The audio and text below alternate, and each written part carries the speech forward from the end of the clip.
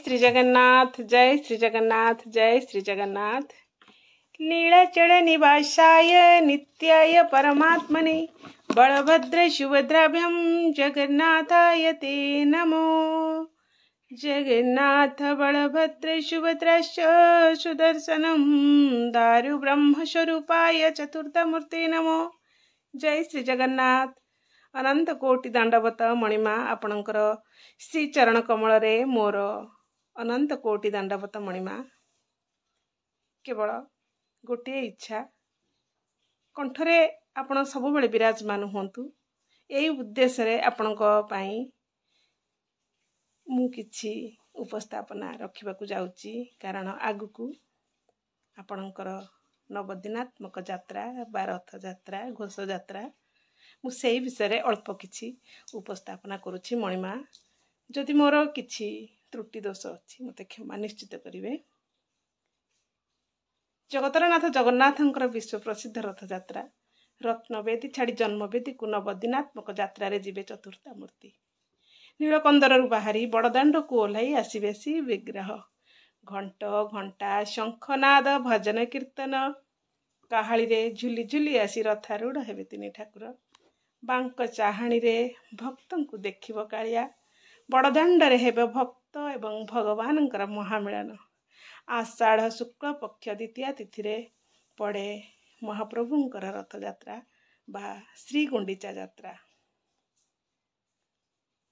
भक्ति रे एकाकार होई जिबे भगवान ओ भक्त। लीलामय कालियार लीला अपार। कोटि ओडियांकर मौड़ मणिसे तार चका आखि देखिबाकू आतुर भक्त। केतेबेले कालिया 22 पाहाचरे उभा होई सिंह द्वार देई बड़दाण्ड को आसीबो सेही अपेक्षार भक्त। भक्तों को देखिबे भक्त देखिबे आमर गुंडीचा यात्रा एवं श्रीजूंकर नवजौवन दर्शन नेत्र उत्सव एवं रथ यात्रा एवं दिव्य मुहूर्त दिव्य मुहूर्त साक्षी रखिबाकू भक्त पूरा व्याकुल। 108 गरा सुबासित जल रे स्नान करिबा परे ज्वर रे पीड़ित होई 15 दिन अणसर रहिबा परे सुस्थ होइछंती महाप्रभु। जन्मवेद को जीवाकू अस्थिर कालियार मन। किए बा न जने कालियार मन। आम मन जेतिकी व्याकुल कालियार मन सेतिकी ताठरू अधिक व्याकुल। श्रीमंदिर रु बाहरी बड़दाण्ड को ओह्लाइबे। रथरे बसी भाई भणी को सांगरे धरी श्री गुंडीचा यात्रा करिवे। एथिपाई समस्ते व्यस्त। चारिआडे भक्तिमय परिवेश।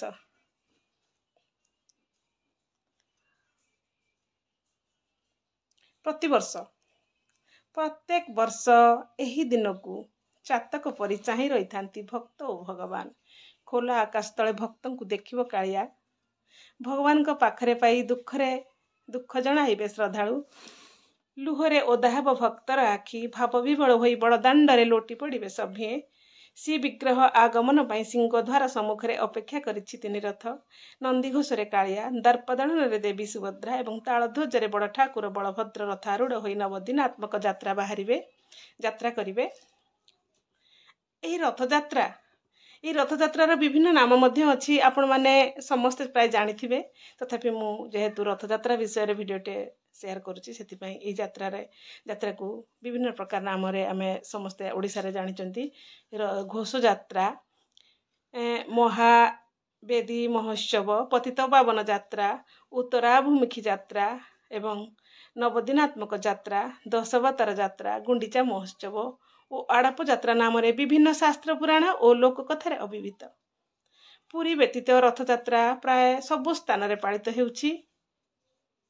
एवं आसंता काली 26 जून 2026 मसिया गुरुवार श्रीमंदिर अणसर पिंडी रे चका विजय होई श्री विग्रह माने नवजौवन वेश दर्शन देवे। महाप्रभु आपणଙ୍କୁ देखिबा निमंते भक्तंकर मन दीर्घ 15 दिन धरी व्याकुल हेलाणी। भक्तंकर हृदय अस्थिर हेलाणी। मणिमा आपण दर्शन दियंतु। मणिमा आपण दर्शन दियंतु। कोटि ओडियांकर एहा एकमात्र निवेदन। जय श्री जगन्नाथ, जय श्री जगन्नाथ, जय श्री जगन्नाथ।